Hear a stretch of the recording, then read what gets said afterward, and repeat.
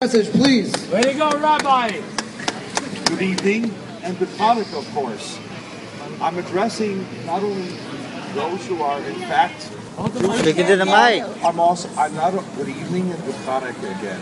I'm addressing not only those who know you are Jewish, those who don't know. Perhaps don't know that if your mother's Jewish or your grandmother's Jewish, on your mother's side, you are Jewish. And I'm addressing those people who are not Jewish, just like a nice time, which is fine.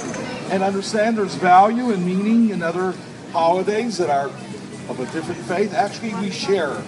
Everyone shares in common an enormous happy belief in something higher than themselves, or else we can't exist well.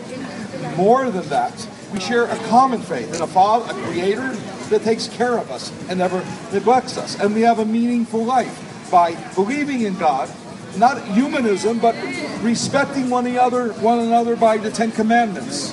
I'm going to share with you the inner meaning of Chanukah. You all know the story of the War of 10 Years.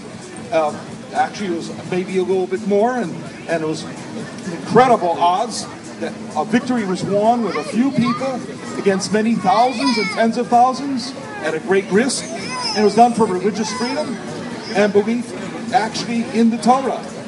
They didn't mind God. They didn't mind even mitzvahs. They didn't want actually the word God. They believed, the Romans believed in strength, the Greeks rather, believed in strength and in beauty and in intelligence, and they had it all. And they condescended on someone who was weaker. And that was the problem, which we have to overcome as a Jew and as a non-Jew, as a human citizen of the world. I want to share with you the second concept. In addition to the victory, is that a miracle occurred. That oil sufficient only for one day lasted for 8.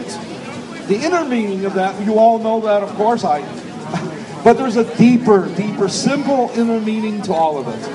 To all of it and all of us at all times. For everyone. And that is, we all have wars. We all have dimensions of inner wars in our mind and our heart, and with our souls, with other people, and within ourselves. With our family members, with everyone. We have different thoughts of confusion and frustration for every moment, sometimes every moment of the day, and maybe to sleep, some of us.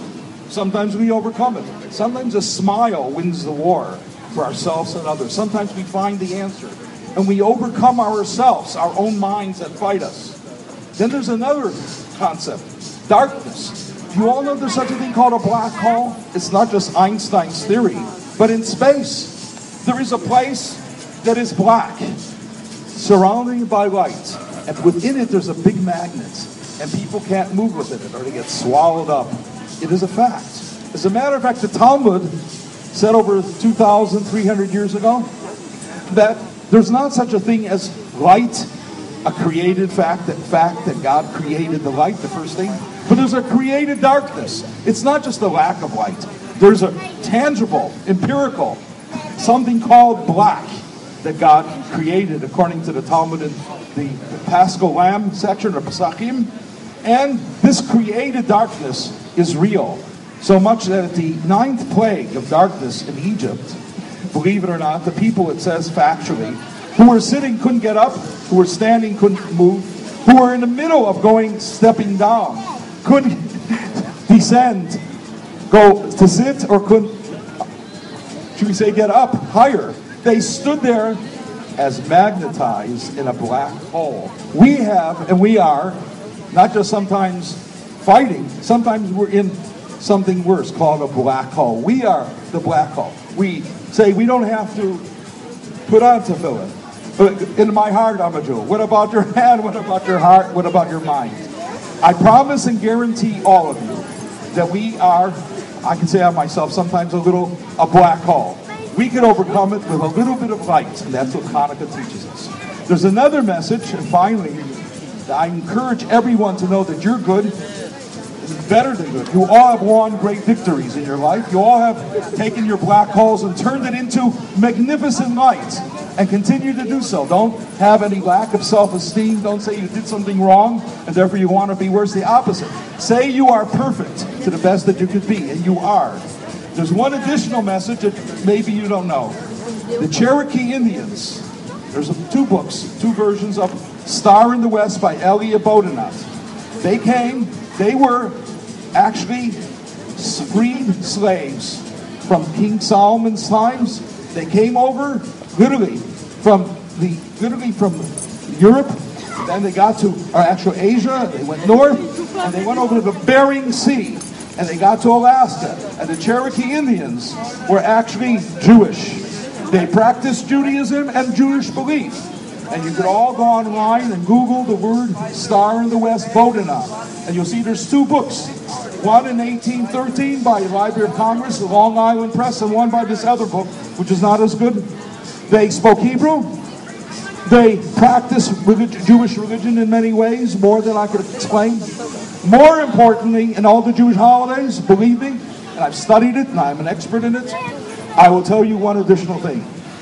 The Tennessee Archaeological Digs, or Tennessee Archaeological Institutes, have undug Cherokee burial grounds and other areas where they live. And they found real menorahs.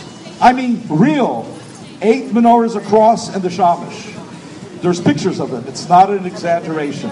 I'll also share with you there's many cities throughout the United States that the founding fathers and the people who founded these delightful cities knew about the history of Chanukah. And they named places like Emeus, Pennsylvania, because there was a war. One of the 10 Years' War was won in Emeus, Pennsylvania. Another one was Dothan, which is a city in Georgia, but it's a city that a war was won by the Hashmonaim. And there are many other cities. Near Kfar Chabad today, there's a city that was founded and developed by a famous singer by the name of Karlbach. His city was also Mitzvah. There's other cities that were known to be the cities, and you have to look into history to know this, and you have to look into the history of the Cherokee to know that in fact they were Jewish. They don't practice today, but many of them know it. I wish you all super, not Chanukah, a well-lit Chanukah, a victorious Chanukah, a whole year round, with an enormous amount of real happiness, especially the children. We should bring them upright, not with fear of not practicing, but enjoy Judaism, enjoy yourselves, enjoy life, but mostly have self-esteem, have an enormous amount of wealth, and you should have an enormous amount of health first and foremost in every way, a long, healthy, meaningful life, not being fear of the word God or religion, heaven forbid. Feel free to practice, and finally, everything good to you all the time with serenity. Serenity is what we need, but it comes with God. We need a meaningful life. A happy Super Chanukah to you all year round, all life, every second. All right, we're going to have